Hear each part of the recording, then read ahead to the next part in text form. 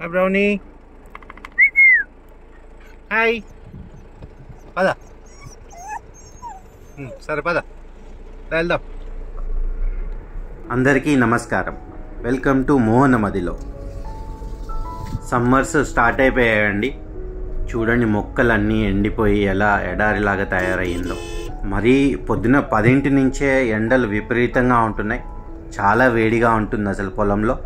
చూడండి నీళ్లు పారే పంట తప్పితే ఇంకెక్కడా కూడా పచ్చదనం అనేది లేదు అసలు. కాకపోతే మన మోహనమదిలో చేరి ఇలా గేట్ తెరవగానే ఏదో ఎడారిలో ఓఎస్ఎస్ లాగా ఉంది. క్రెడిట్ అంతా మన వాచ్మెన్ నరసింహ వాళ్ళ ఫ్యామిలీ.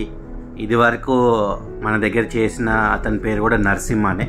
పాపం వాళ్ళే చాలా కష్టపడి ఒక రూపుకి తెచ్చారు.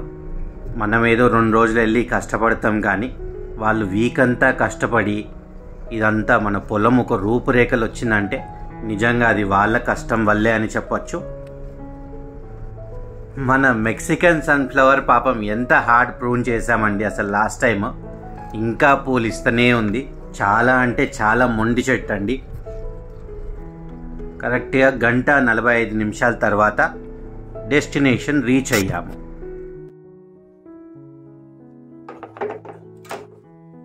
ఇది రెడీ అయినట్టు వేస్ట్ డీకంపోజర్. మనము ఇట్లా తెల్లగా కట్టింది, లైట్ బ్రౌన్ కలర్ లో అయ్యింది.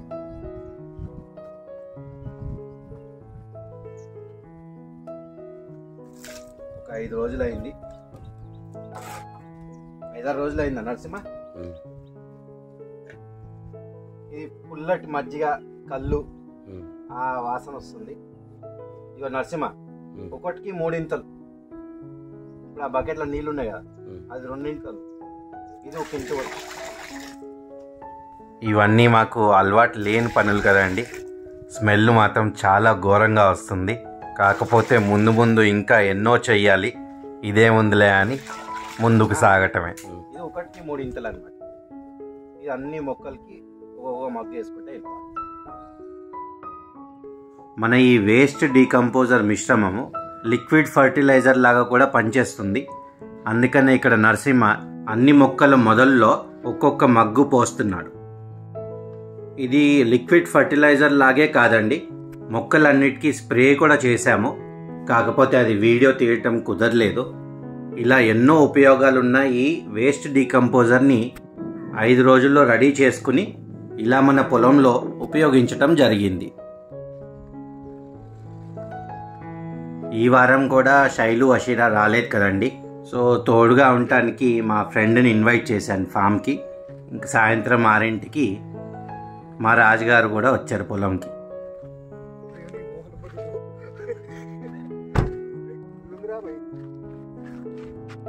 వెల్కమ్. Thank you. సాయంత్రం 7 అవ్వగానే కొద్దిగా వర్షాలు స్టార్ట్ అయ్యాయి. గాలులు మాత్రం చాలా హెవీగా వచ్చాయి. బ్రౌనీ, ఎంజాయ్ చేస్తున్నావు వెదర్? మా ఫ్రెండ్ కుకింగ్ స్కిల్స్ చూపిద్దామని ఏదో వంట స్టార్ట్ చేశాడు.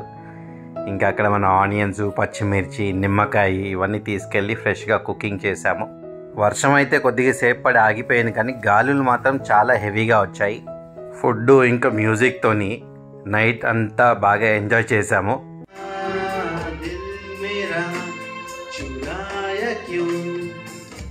Why did you break my heart? Why did you fall in love? Why did you go away, away, away, away? ఉమాదేవిగా శివుని అర్ధ భాగమైనాలోన నిలుమా.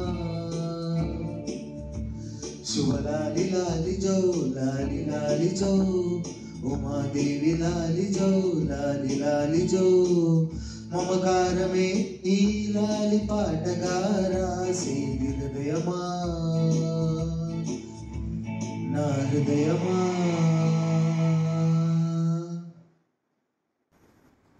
I did a fantastic job.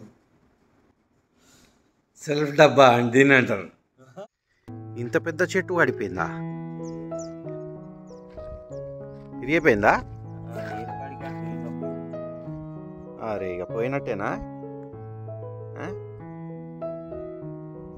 నేను ఇంకా ఖాతాకు వస్తుందేమో అనుకున్నా.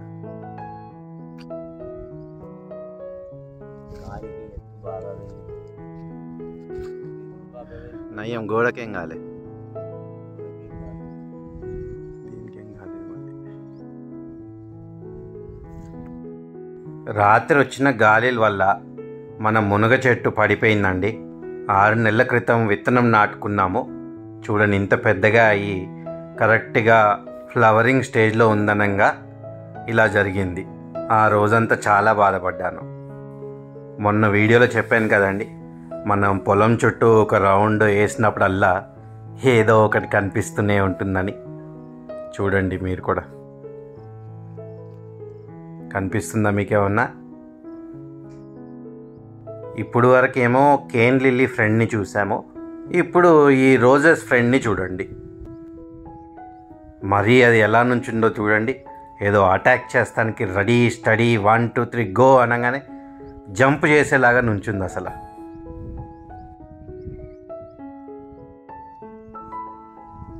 వాటర్ యాపిల్స్ రెడీ అవుతున్నాయండి.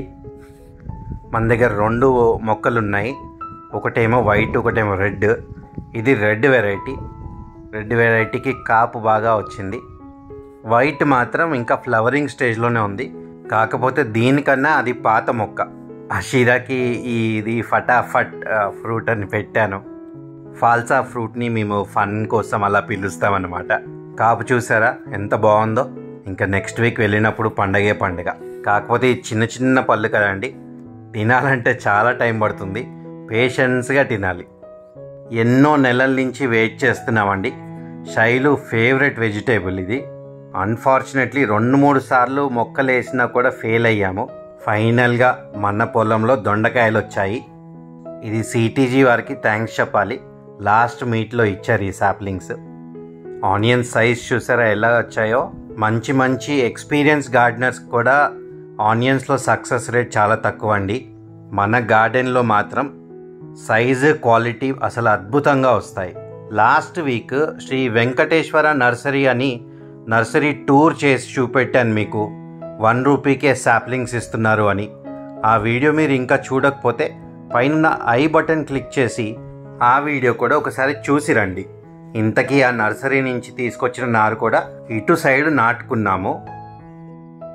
మనకు పెస్ట్లు అంటూ పెద్దగా ఎక్కువగా ఏమి ఉండవు కానండి, వంకాయకి మాత్రం ఫ్రూట్ ఫ్లై అనేది కొద్దిగా ఎక్కువగానే ఉందని చెప్పాలి.